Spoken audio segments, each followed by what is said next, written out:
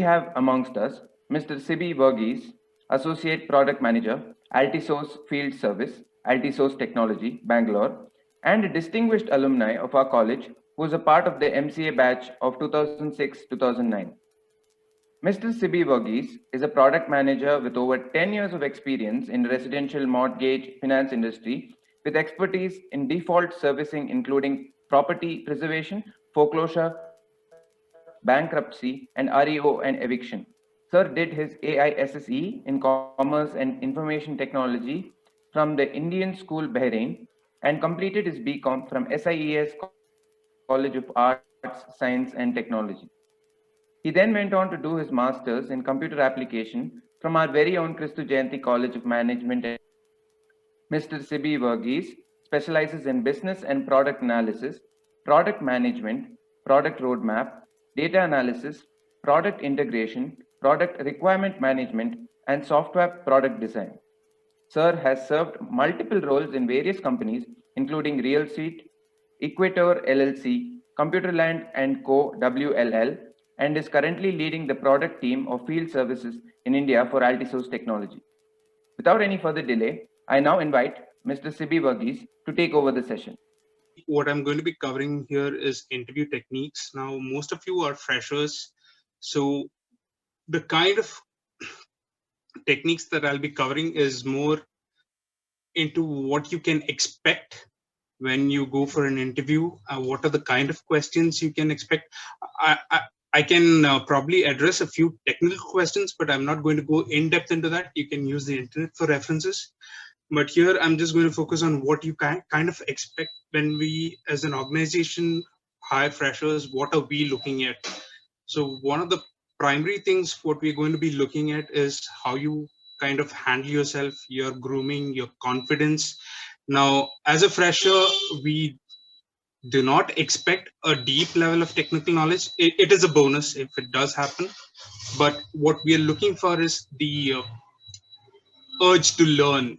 Are you willing to improve yourself? What are your capabilities? Are you able to pick up things quickly? So most of the questions that you will be hearing will be geared towards that. So you'll be hearing a lot of logic-based questions, lateral thinking questions. Basically, they're trying to assess how quickly can you pick things up. Now, this was a kind of very quick intro. Now, I'll take a short break. If there are specific questions, I'll address those before I move into the next session. Any questions that I can answer before we get ahead? Go ahead, sorry.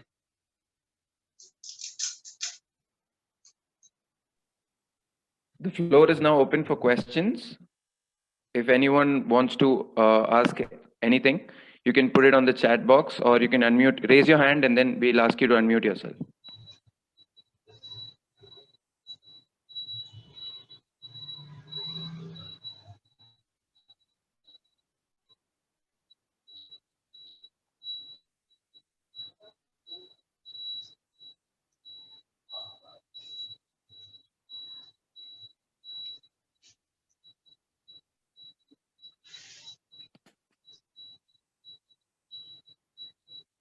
Okay, if no questions, I'll just go ahead to the next section.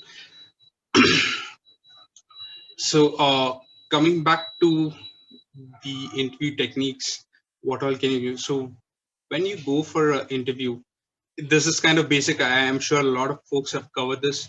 The company that you're going for to interview for, do your research, do as much as possible from multiple sources.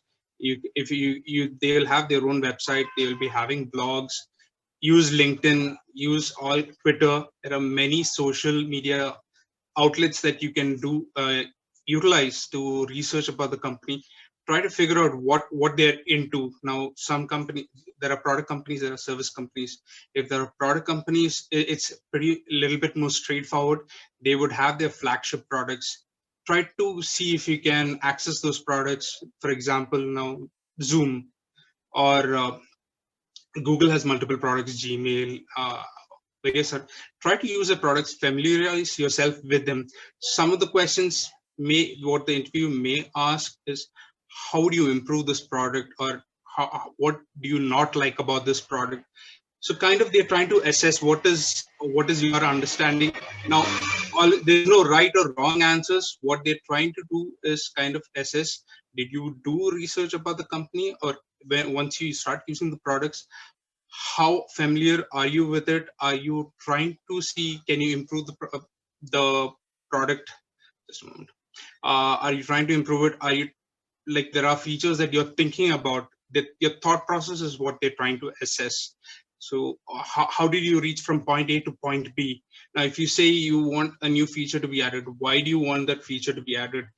Those are your thought process. They will assess all those kind of things, and those will kind of help you. Now, when you're going for an interview, you can practice with your friends as well, these kind of questions. Then, sorry, I'm going off on a tangent. Now, there's one question that you can always expect. Tell me about yourself. Now, just a moment. Do not give them your complete history. Based on your research on the company, what are your core skills, or what is it that you bring to the table for the company? What are the skills that they can utilize? That's what they're expecting you to talk about. So again, this is where company research comes into play. So gear your answers always towards that. Don't give your history. I'm sure many people would have told you that as well. I'm going to take a short break again opening the floor for questions, if any.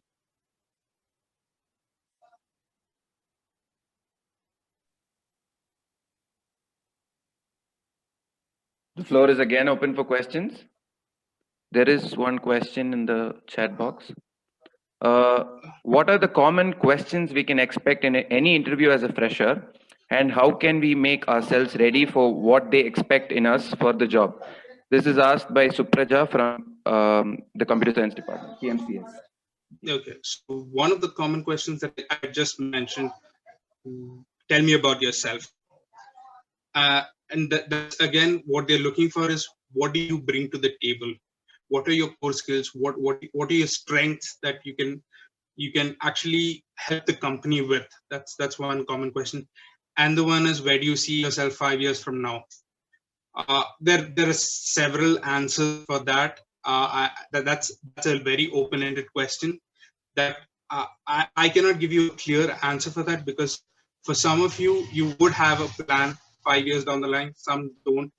This is more of, again, your personal strength. So you can talk about where you want to develop your skills, where those kind of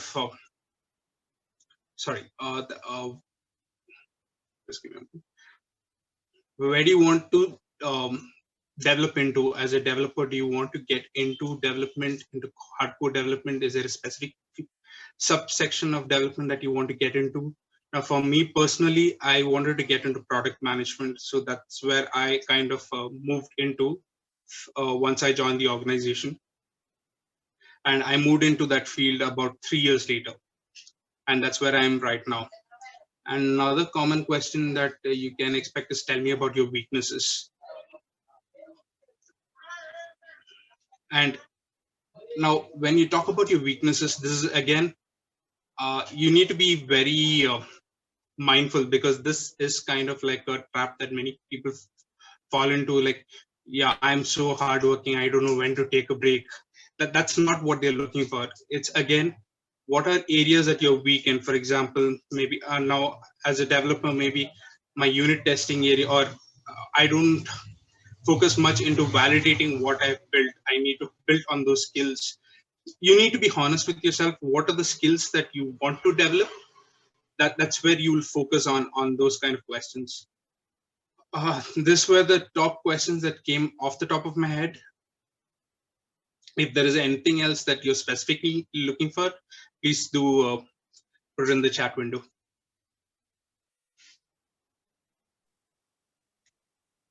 Sir, I have a question. Yeah.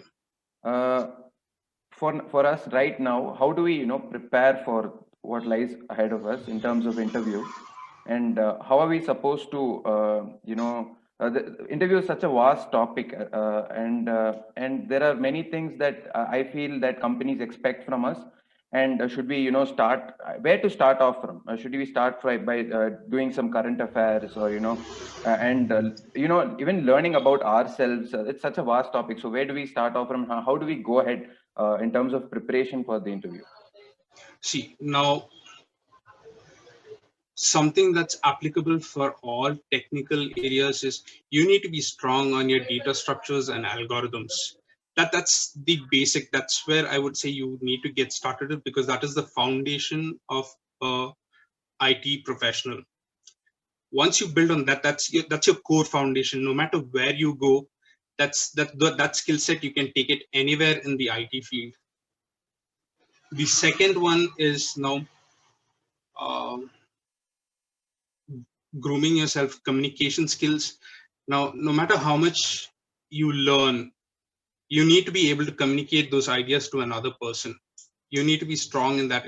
Now, I'm not saying that English needs to be your primary language, or no matter what language you speak in, you need to be comfortable, or you need to have the ability to communicate your ideas across to the other person. Your English may be poor. Do not take that as a blocking factor. No matter what language you speak, that does not matter. All you need to do is be able to communicate to the other person. That takes practice. Now, for me, I've been fortunate to have grown up in an English medium environment, but that does not mean, now if you look at me speaking right now, I do stutter a bit, but that doesn't break my confidence.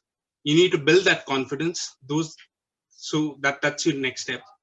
Now, in this day and age, now, like already the person who asked the question said, it's a vast topic. There are many areas. So when you apply for companies, again, you do need to research on what those companies are. You do need to tailor yourself for each. There is no silver bullet that I can suggest.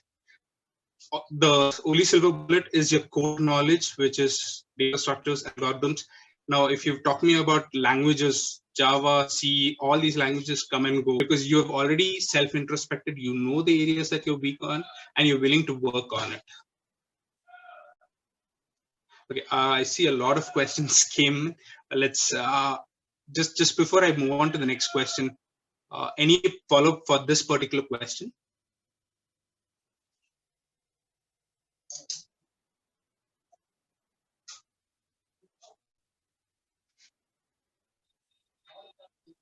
Nothing, CB. I guess you've answered Okay. that pretty well. Yes. Okay. So can I move on to the next question? Yeah, please go ahead.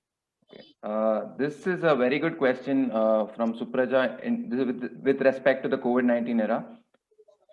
So what are the differences between online and offline interviews, and what are the major things that we should focus on for the online interviews? Okay. The only major difference I can say is you're not going to be there in person, so you may not be able to see some of the non-visual clues. Or now, when you answer a question, you can see the reaction of the interviewer better when you are in person. But apart from that, I wouldn't say there's much of a difference between the online and offline. Now, but that doesn't mean that you can be complacent either, because you still need to be prepared. You need to attend that interview as if you're attending an online and on-site interview. Be groomed very well. You need to be neat, prepared. Now, apart from that, there's nothing that pops to my mind that I can call out as a difference, apart from the fact that you're not going to be there in person. Otherwise, because even for our day-to-day work, I'm going to say that most of us right now, almost my entire company is working from home, and we are using Teams as a primary communication. So the only drawback, we don't use video calls, we use primarily audio calls. So for me, the main aspect where I've been finding a little bit of difficulty is that facial clues, or that the reactions to the statements that I'm making, or even when someone is saying something to me, I need to be really verbal on my response. I need to be explicit. Now, in video calls, that kind of helps. Your audio-visual cues are already there in place. But if it's an audio kind of meeting, you need to be very explicit in what you mean, what you're when you're providing your answers. Another question with respect to that, which is slightly related to that. How do you read the interviewer's expression to see how your interview is going? I'm actually bad at that. So I'm hoping that I've come across folks who always have a smiling face, but what they're thinking would be something else. And when I get the feedback later is when I realize, yeah, I didn't do well. So this is something, it comes from person to person. I'm not good at it, so I don't think I'm the best person to answer that question. But hopefully a smile is a good indicator. And there are people with very good poker faces, so that's a very open-ended question that takes years of practice. Another question from Ashwin Kumar again. How do you seem to agree to their conditions without being seen as a pushover? How do you see? Now, this is again a situational based question. Now, I don't know what are the kind of conditions they're going to propose, because okay, for me personally, I have come across where situations where this is before I joined this company, where I was asked to keep documents as a collateral. I refused, so that was a no-go for me. Now, there are other conditions. Now, you can always, this is a kind of negotiation. You can ask, you can push for it. Now, if there are certain conditions that you're not comfortable with, you can make it known that you're not comfortable with it, but you are still agreeable to go ahead with it. Now, it takes a little bit of tact. That's going to be, now that differs from person to person. Now, it all comes down to your personal comfort level. Now, what the conditions that they're imposing, are you okay with it or not okay with it? Because if you're not okay with it, always my suggestion would be, yeah, unless I would not suggest to go with it, because again, I'm